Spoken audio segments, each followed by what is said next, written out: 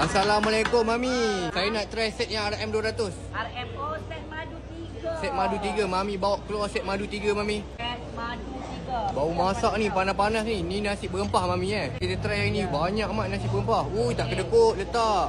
Kita nak bagi nasi 2 benua. Nasi 2 benua. Ini rasa Melayu sikit lah. Ya, yang ni macam nasi Arab-Arab, nasi Melayu, nasi minyak gitu-gitu lah. Okey. Apa jangan tanya apa siapa Mami letak nasi Melayu nak. Jangan tanya. Makan je. 2 benua. 2 benua. Ayam besar amat ayam. Ayam Sekok sekok. ayam.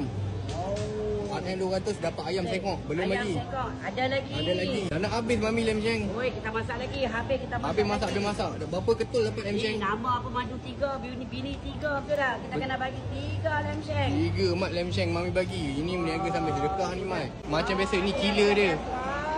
Kari kambing. Banyak mat isi kambing. Mami letak. Tak kedekut guys. Ya. Oh tengok tu.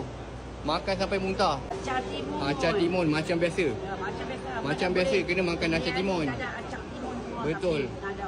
Oh meriah mat. Meriah. Dapat lagi ya? Telur lagi, Mat. Telur. Ini Mami belanja ke apa ni? Ni Mami tak belanja ni lah. Apa dia pun dapat. Wah macam-macam Mami belanja ni. Ni daging masak Daging masak hitam. Korang bagi 200 semua ni dapat. Dapat daging masak hitam lagi. Kambing dapat, ayam dapat, lem sheng dapat. Ada lagi, Mat. Kepala ikan ha. Mami betul-betul belanja ni. Ikan jenah. Kari kepala ikan jenahak Mat. Ramai-ramai WhatsApp. Ha. Cuma 2 berani dalam Madinah. Dah start buka Mami Dah start dah operasi. Raya haji ni kita on macam biasa.